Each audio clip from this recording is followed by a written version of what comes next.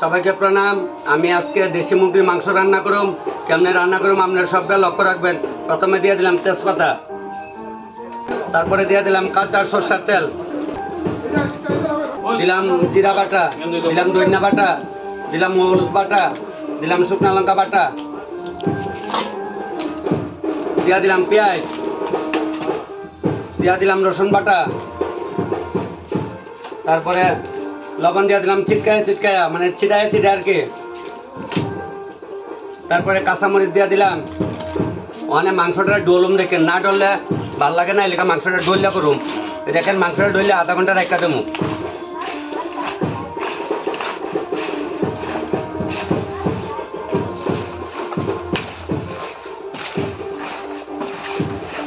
দেশি মুরগির মাংসটা ডলতাছে, সবাই দেখতেছেন। এভাবে বাড়ির মধ্যে ডলে একটু রান্না করেন। ওখান পর কেউ ডলে ডলাডলি ভানাভানি যান না, একটু ডলাডলি ভানাভানি যায়েন, দেখেন খাইতে কি স্বাদ।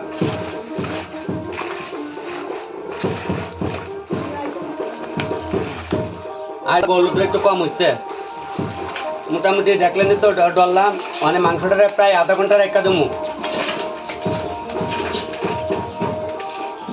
তেল বাসা তখন উপর দিয়ে একটু তেল দিয়ে দেবো। মানে আধা ঘন্টা এটা রেখা দেবো।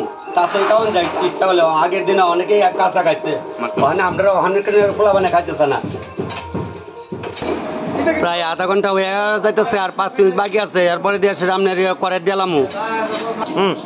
মাংস তো ডলে রাখছে, আধা ঘন্টা প্রায় হয়ে গেছে। মানে তেল দিয়ে লাগতেছে, করে তেল দিয়ে মাংসটা বয়ে দেবো। দেখেন গরম হচ্ছে, তেজপাতা দিয়ে দিলাম, আবার কাটা পেঁয়াজ দিয়ে দিলাম। মাংসটা করে দিয়ে দিতে দেখেন আস্তে আস্তে আস্তে করের মতো দিয়ে দিলাম। ডলা মাংসটা পুরাটা দিয়ে দিচ্ছে।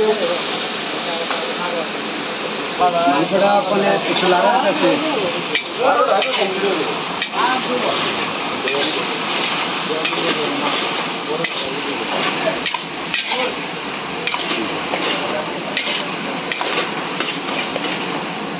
মাংসটা লাড়া দিতে দেখতেছেন। মাংসটা ওখানে বেশি বেশি মাংস তো তখন ডাইকা দেবো। ডাইকা দিলে আমি মুরগি দেবো, গাড়ির পাখি একটু গরম মশলা বাইকা যাবো।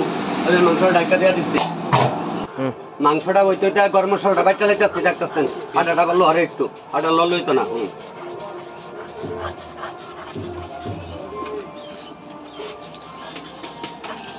আটা লড়ে এখানে হইতো না, এটা লামাই লাই ফাটাটা।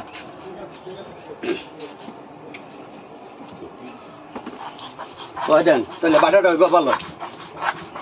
তুলতাছি বয়া তুল, নিচে বাটা তুলি তো বয়া তুললি।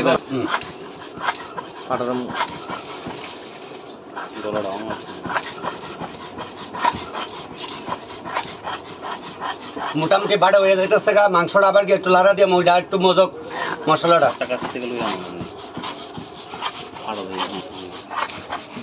শুধু ভাটাটা।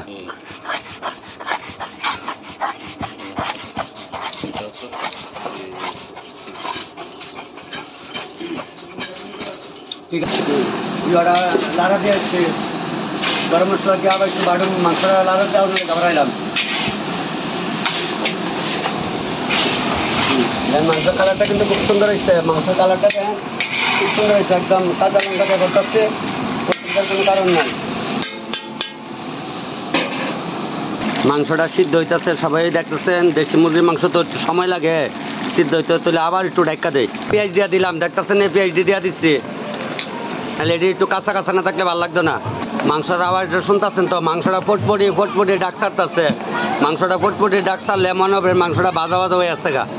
মাংসটা ভাজা হচ্ছে তো দেখছেন। আমি গরম জল দিয়ে দিলাম, গরম জলটা দিলে তাড়াতাড়ি বয়েল হয়ে যাবো। একটু লাড়া দিয়ে আবার ডাক্কা দেবো।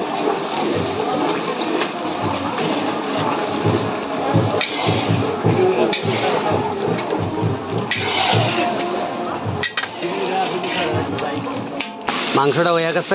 দেশি মুরগির মাংসটা ওখানে গরম মশলা দিয়ে দিলাম। গরম মশলা বাটা রাখলাম, বাটা মশলাটা দিয়ে দিলাম। দেশি মাংস হয়ে আছে দেখছেন। মানে দেশি মুরগির মাংস রান্না করেছি, একদম খুব সুন্দর কালার টালার হয়েছে। সবাই বাড়িতে রান্না করে খাইবেন, বাইকনারে খাওয়াইবেন, বৌদি দাদারে খাওয়াইবা, মামি মামারে খাওয়াইবা, তালই মাওইরে খাওয়াইবা। আজকে এতটুকু, সবাইকে প্রণাম।